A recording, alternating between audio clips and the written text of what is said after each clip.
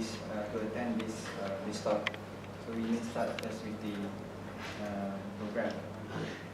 But first, let me introduce our guest of honor. Our honorable speaker for today is Encik Zawawi bin Encik Harun. Encik Zawawi bin Encik Harun began his working career in a multinational company and later as a banker in various financial institutions before moving on to the power and energy sector as a developer, contractor and operator of power plants.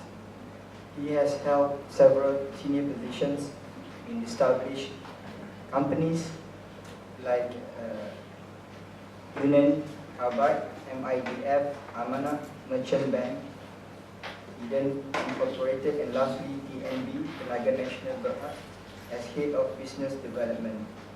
In the energy sector, his area of expertise is in small hydro development and to a lesser extent other forms of renewable energy like solar and biomass. Renewable energy is now being recognized as the energy for the future by its very nature of being sustainable, environmental and society friendly. Holding a Master's of Business Administration from Bowling Green State University, Ohio, United States of America, Encik Zawawi has also undergone several training programs, both locally and internationally. He was also the country manager for 2 power plant projects in Karachi, Pakistan. Through strategic partnership with local and overseas companies, his company is currently developing renewable energy IPP projects in the likes of small hydro, solar, biomass and biogas in Malaysia, Indonesia and Saudi Arabia. In BizTalk 5, Encik Zawawi will talk about what it takes to become a sustainable and global business leader. Ladies and gentlemen, please welcome him.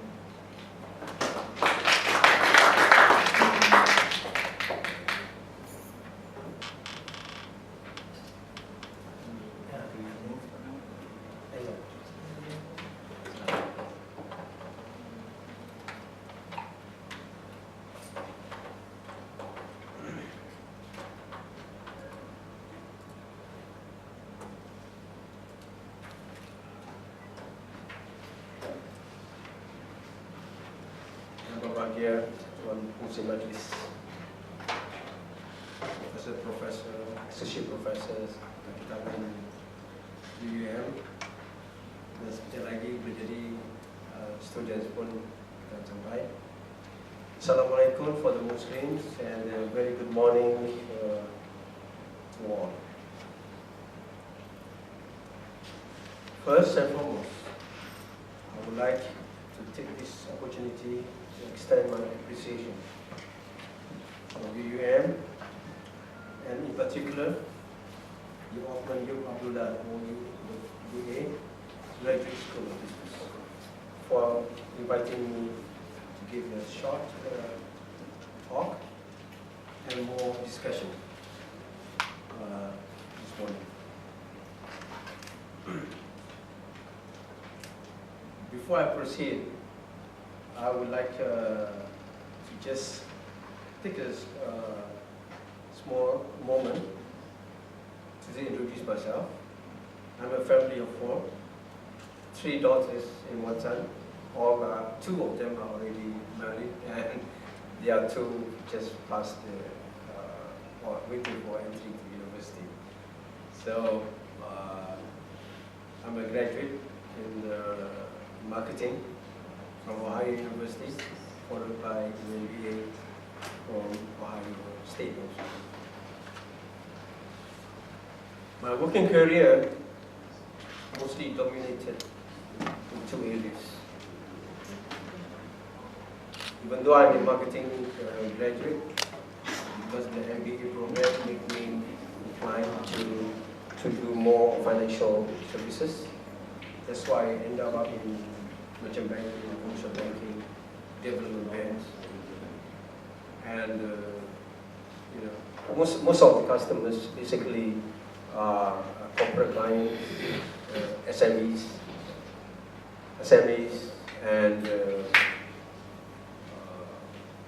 people trust. On the corporate scene in energy, I shifted my from financial institution into a more vibrant economic sector, that is industry, construction, engineering, and power.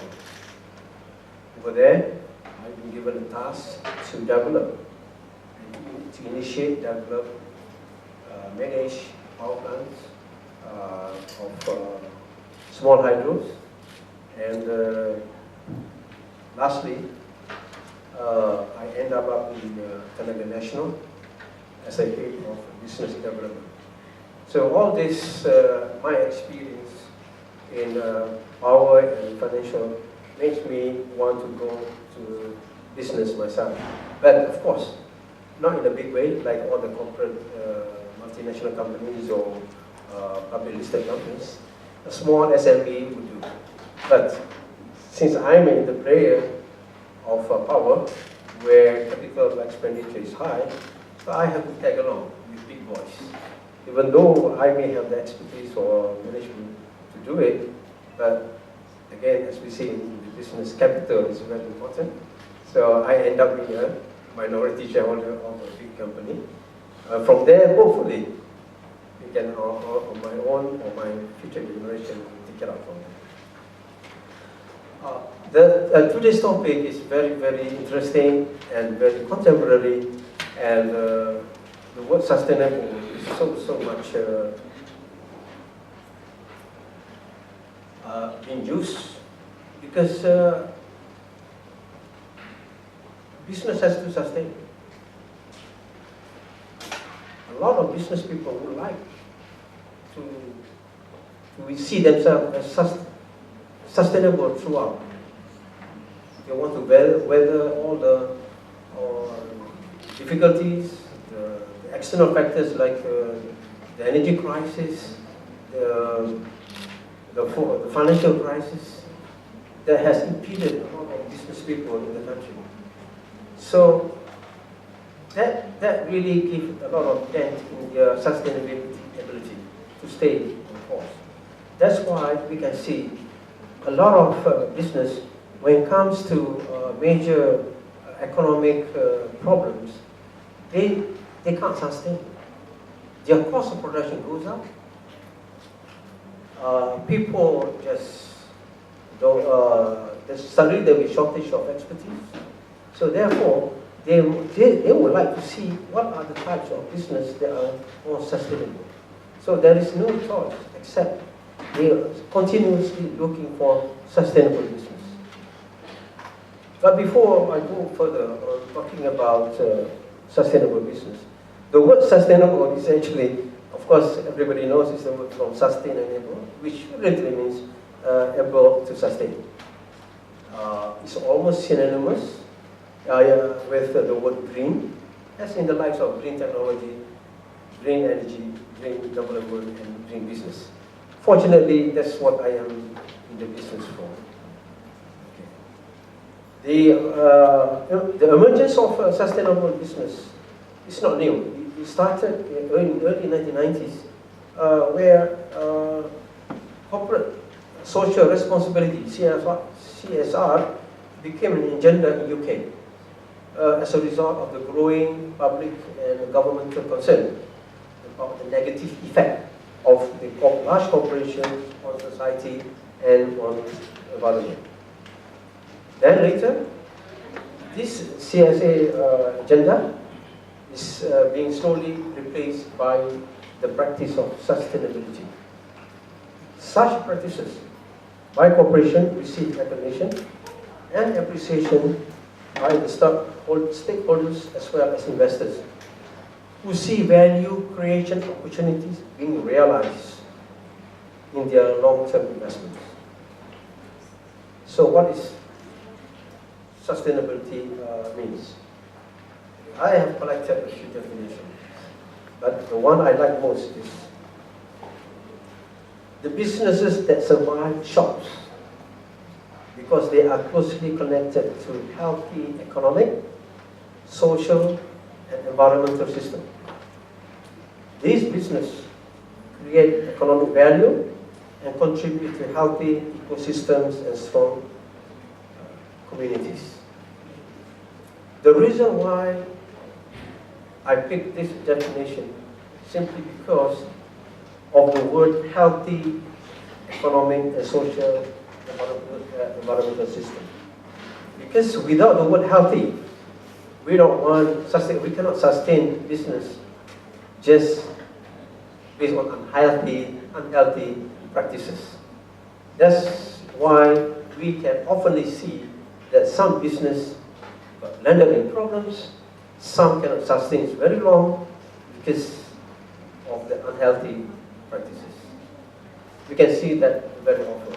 And that is one of the hurdles that I will touch on later on that makes companies becoming less sustainable.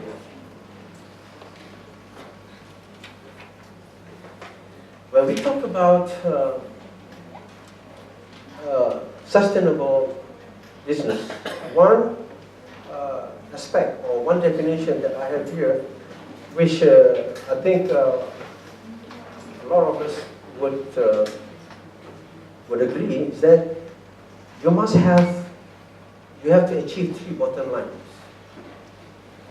It's a process which companies manage their, number one, financial. They have to manage also the social and environmental. These risks, so-called the financial, social, and environmental, have a direct impact on profitability, people, and planet.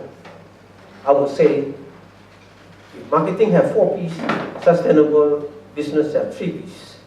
That is, profitability, people, and planet.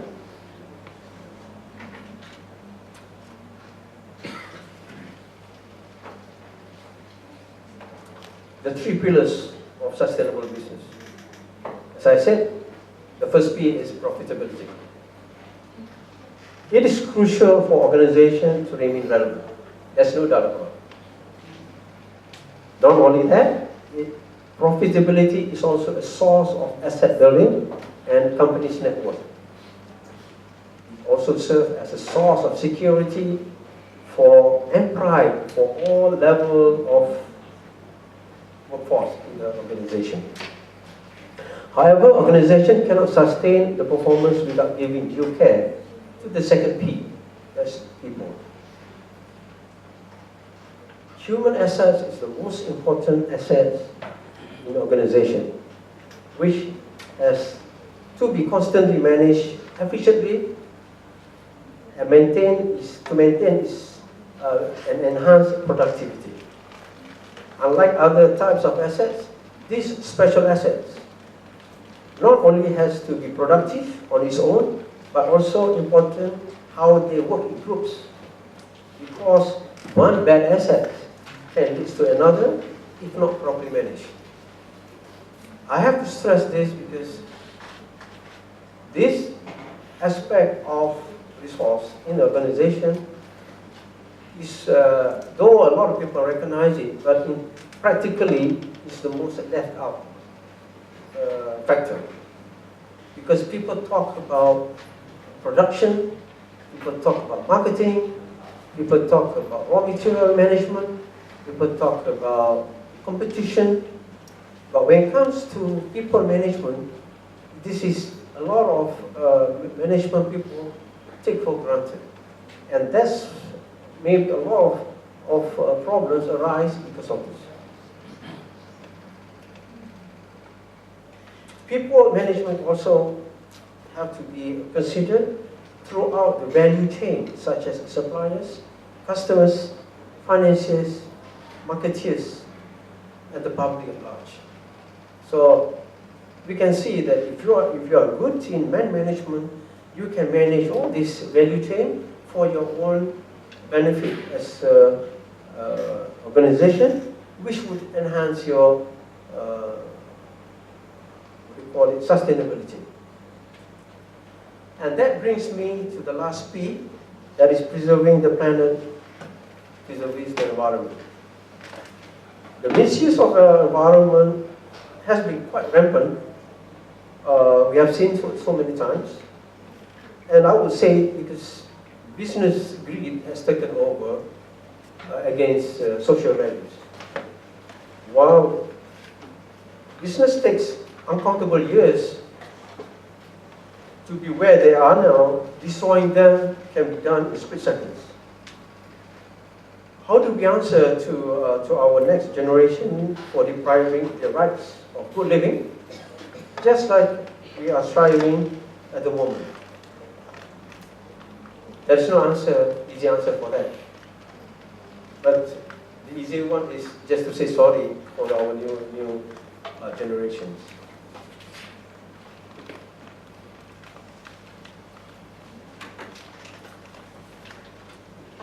In Marketing 101, people talk a lot on product life cycle. Products being developed at the initial stage, do a lot of feasibility studies on it, a lot of homework, and then decided to do business and promote the product. The product is marketed using whatever strategies, the pricing, the distribution channel, and they grow. They can get much bigger margin because they are new. They are the first in the industry. Less competition, so they enjoy the growth.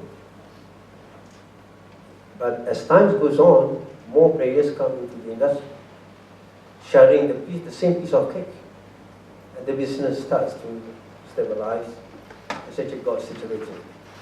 Here, the gross margin becomes lower, competition is stiffer, cost has been increased. What do? You stay put, you know the trend, where you will end. So, in the normal product life cycle, you can see how many big names like Benson and Hedges, Motorola handphones, Toyota Crown, Chevrolet Impala as in cars. They are vanished. They are no more around. Why? Because simply they are not.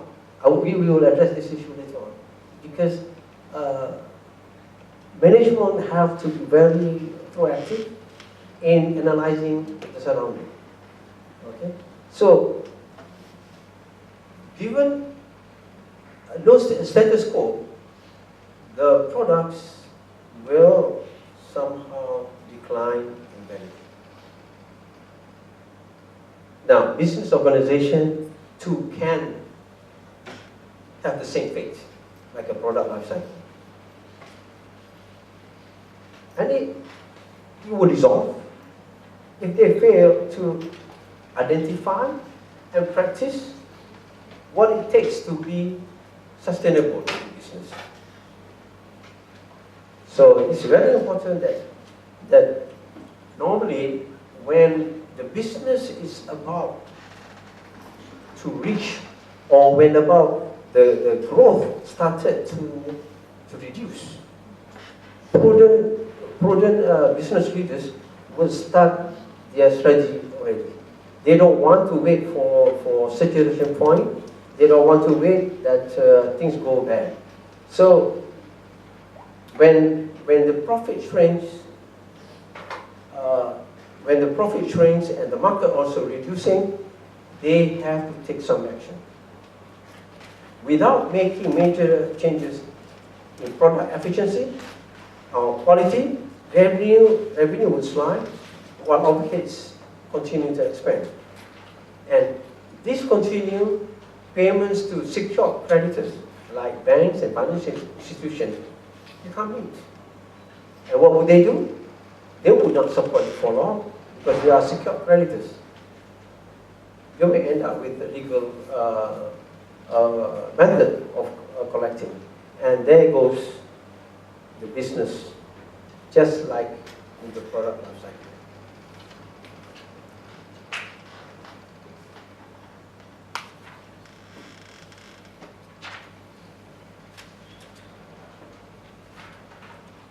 Why sustainable business? As I said earlier, it's a must. We have to strive for it. For long term, for the benefit of the stakeholders as well as the workers who entirely depends on the organization, there is no other choice. But business leaders have to come to terms that traditional practice, which only emphasizes on profitability, market share, and growth, is not sustainable in the long run. If society and environmental issues are not addressed. Business cannot operate effectively in society or community where social-related problems such as poverty, unemployment, crime, health and wellness are prevailing. Cannot operate. In similar manner, business cannot operate efficiently with the presence of unresolved environmental issues such as pollution, climate change, or waste disposal.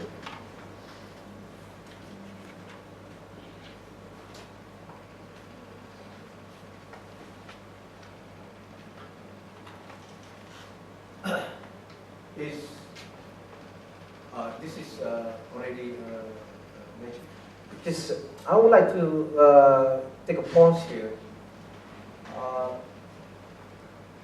During our discussion afterward, we would like to dwell on the word sustainability, because while a lot of companies are striving for sustainability, a big question raised is that is 100% sustainability achievable? Is there a situation whereby organizations would be guaranteed of their survival throughout? A lot of business like to identify projects that they call sustainable. So I think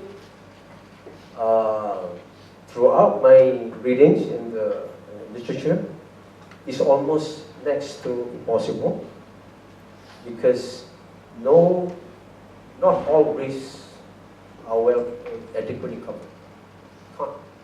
The best that you can do is to strive for that. You should be happy with if you're 60% sustainability or 80% sustainability, because that would just keep it going. And according to a survey made by Deloitte in 1999 and early 20s, a lot of respondents after this survey, I think 48 executives from various industries, automobile, pharmaceutical, consumer products industries and everything, a lot of them say they wish they want to become 100% sustainability. But in reality, the people below cannot, they know that they can achieve. But one thing that is very, very true and quite agreeable is that sustainability should be a process. It's okay to have a goal, you try to arrive at it, but it should be also a process, meaning continuously strive for it, continue to work for it, and the real benefit, the real test of your success is to see the difference between that period from 10-20% sustainable to 80 or 90%. What are the hurdles? There are a lot of hurdles in sustainable business. Top of the list is finance or economic factors. The number one hurdle is still entrepreneurs love to see their financial returns intact. They don't want to see lower returns. Even though the project may be good for the environment, good for the society, but if it means their profit is shaved by a few percentages, they may they may take a different route. But in reality, that's what it is. Finance or return is the number one priority. But what we are going to dwell is at what rate or to what extent you want to stick on your goals to achieve sustainability. Many leaders are still skeptical and doubtful of the return they can realize when investing in sustainability investments. While they recognize that sustainability is a gradual increasing its importance and its business objective, the economic considerations still rank higher priority. This is particularly so when sustainability investment becomes so costly and the returns cannot be identified. That's true. A lot of business, sustainable business, it's always talk about long term, talking about continuity, talking about the future. But if you want to translate that into numbers, that's difficult. Because when you want to create the numbers, you have to do a lot of assumptions. Your financial model, the longer you go, the more uncertain you become. So, can't blame them because financial is still the key and it poses a great threat to promote sustainable projects. Number two is perception. Even though there has been great publicity or attention given to sustainability from the media and the business community for a number of years, many still believe that it is more of a public relation exercise rather than measurement of performing business. If you look at most listed companies, they have the CSR division, they have a public affairs division, supposedly to take care of the community and the society benefits. But ask them whether they've got enough budget or not. When it comes to money, believe me, they behave differently. Yeah. Because these costs are actually not assets. These expenses are going into your profit income statement and reduce your profitability.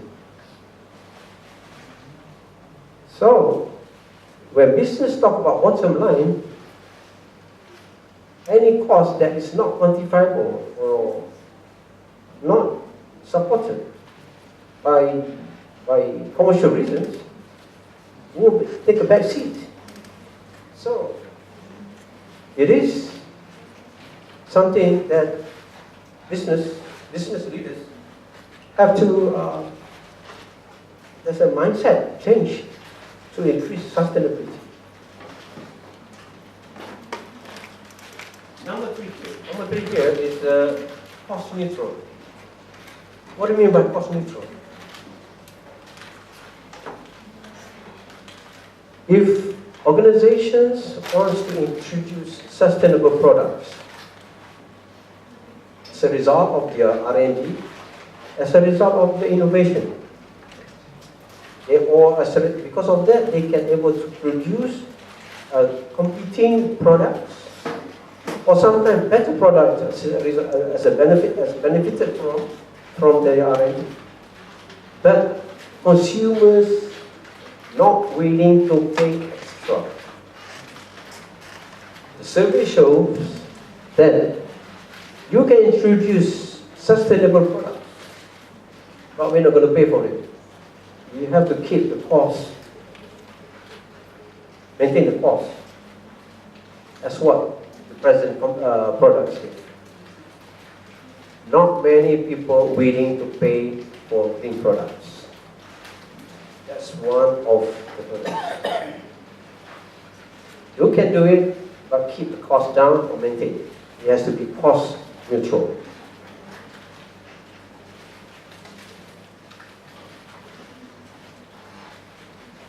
Next is the support and commitment from the top management.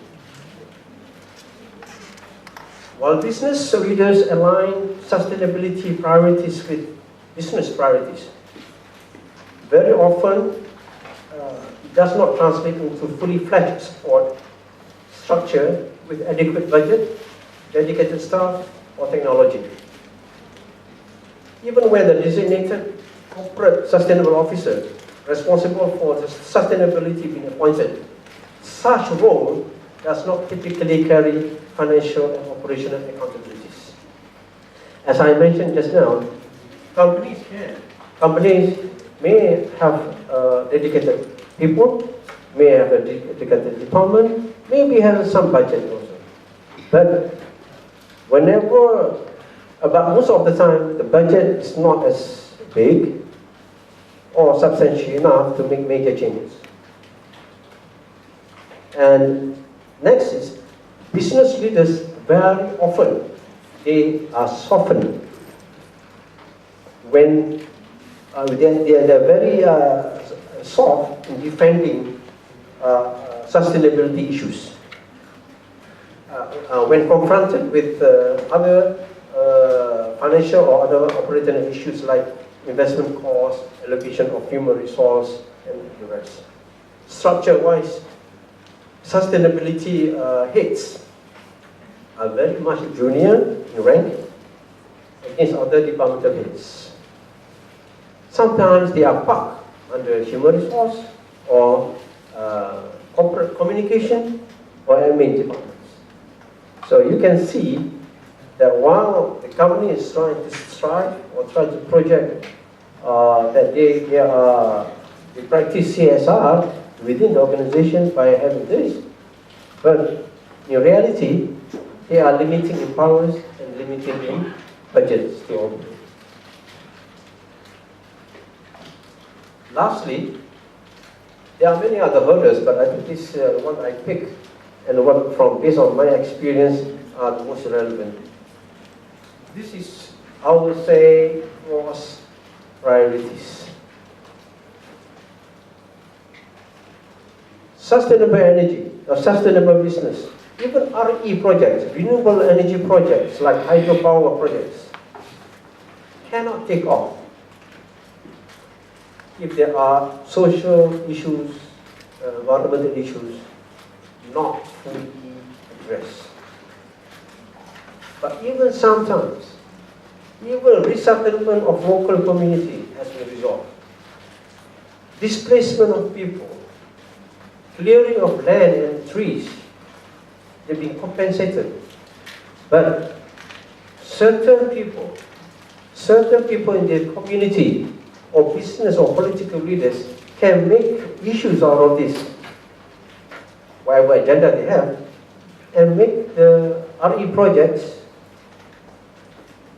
impeded. NGOs especially normally place down the long-term benefit of RE projects, despite all the environmental issues or risks has been fully mitigated. Political leaders and local communities too can bring obstacles to RE projects with their own priorities and agenda. There are examples in this I would like to share. About 7 years ago, there was my company that I work with, Eden Incorporated, supposed to develop together with Tenaga Nasional and another public listed company to develop a 300 megawatt coal-fired plant in Lahad Datu. You know Sabah, Lahad Datu, Sabah, the east side of the island is suffering from a lot of suppressed demand for electricity. So the government, federal government decided it's the first IPP project that will be privatized or put on bid, and the company that I work with won. Unfortunately, when it comes to implementation, there are NGOs in Sabah that complains to the state government that the coal power plant that's supposed to be built in Lahadatu is disturbing the community, highly polluted, and nothing beneficial to the society or community. Bearing in mind, they are not fully aware of, first, the size of it, the number of people that can be employed there, and they are not well versed in the availability or the presence of supercritical boilers, which would, neutralize the emission of carbon. So, but because the NGOs has their own agenda, we don't know what, and convince the state that it is not a good project after all. The project was abandoned until now. It is something, the project is for sustainable business for Sabah, because it will help out the supply of electricity and therefore giving the opportunity for Sabah to enjoy cheaper electricity and to bring more foreign investment. But still, the NGOs are not very, have a different view of it. But because of the pressure that the state government receive from the public, from Senate, they follow. And things do not work out until today.